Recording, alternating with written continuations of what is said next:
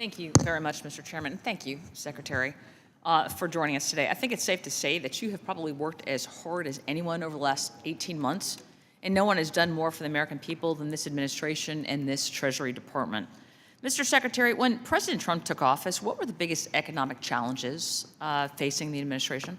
Well, we inherited a mess. We had the worst inflation in 49 years, and I think in many ways the worst for working people in our nation's history, because someone was asking me about the inflation indices earlier, that's the average for working families, that it is thought that many of their goods and services inflated as much as 35% with an 18% wage gain. So the loss in purchasing power was tremendous. We were running the biggest deficit to GDP that we'd ever run, 6.7, 6.9%, when we were not at war, not in a recession, and we had to get that under control. And then everything that was happening to our American workers, from the border being open, and whether it was safety or jobs being taken. So since January of last year, what would you say that the largest economic indicators have been showing the greatest improvement? I would say that every month except this past April, we've seen real wage increases. We've seen, on average, 2.6% GDP growth for the past 4 quarters. And the underlying resilience of the economy, we pulled down the fiscal deficit to GDP. We got it down to about 5.5%, so we had a fiscal contraction and still grew.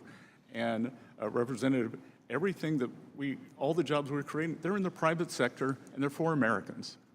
I appreciate you saying that, because the previous administration often pointed to job growth as evidence of economic success, but much of that growth, as you just mentioned, came from the government hiring. So can you explain the difference between in an economy that is driven by government job creation versus that in the private sector? Well, we see the productivity go up, but more importantly, for the people who are getting those jobs, that very, very difficult to create real wage increases. Traditionally, government jobs are indexed to the CPI, so you're just keeping up. With private sector, people can move up, and we are creating, with the Tax Cuts and Jobs Act, we're having a building boom in manufacturing structures. And that if someone's economically illiterate said to me, well, where are all these manufacturing jobs? Well, manufacturing jobs take time. I was up in my hometown of Charleston, South Carolina. Boeing is expanding their facility there by 50%. It's the Dreamliner production facility. So first you get construction jobs, then you get 1,000 high-paying jobs in the Boeing factory, and we're seeing that again and again. Well, I think the goal of public policy shouldn't be to make government dependency more comfortable, right? But it should be to make economic independence more attainable. And so would you agree that the most effective way to improve a family's financial situation is not through government assistance, but through higher wages and better job opportunities? 100%. And the opportunity to start your own business. And that's what we're seeing too, that in terms of Main Street coming back, one of the things, I spent my career in the financial sector, and 45% of our small and community banks disappeared since the great financial crisis. Senator Warren likes to say, ooh, we might have a bank failure. She killed 45% of the small banks. Yeah.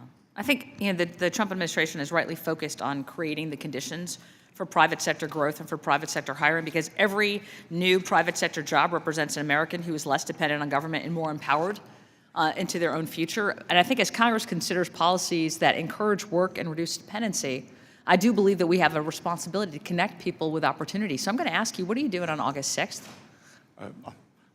I'm not even sure what I'm doing. Let me tell you, for the 5th consecutive year, I am hosting what has become the nation's largest job fair. Last year, we had over 500 businesses that represented over 33,000 jobs, and we had about 35,000 people came last year to Globe Life Field, and we're going to do it again this year, August 6th. And we would love to have you there. I am formally inviting you right now to attend. Because if you want to know about economic policy, don't ask anybody in Washington. Ask the single mom who now has a job that pays the bills. Ask a vet who now finds a new career. Ask a worker who can get off economic, government, federal assistance because he's got a job that has given him a new opportunity. These are the real scorecards that I think that we should be looking at. Well, I was just in Texas a few weeks ago. I'm going to be there next week, and that is the land of opportunity. I appreciate you saying that. I think the clearest measure of successful domestic policy is whether Americans believe opportunity exists. And I think on August 6th, over 35,000 people are going to walk into Globe Life Field looking for not for government assistance, but looking for jobs. And over 500 businesses will be there because they need workers. And to me, that's the strongest real-world indicator that President Trump's economic agenda is working. And with that, I yield back.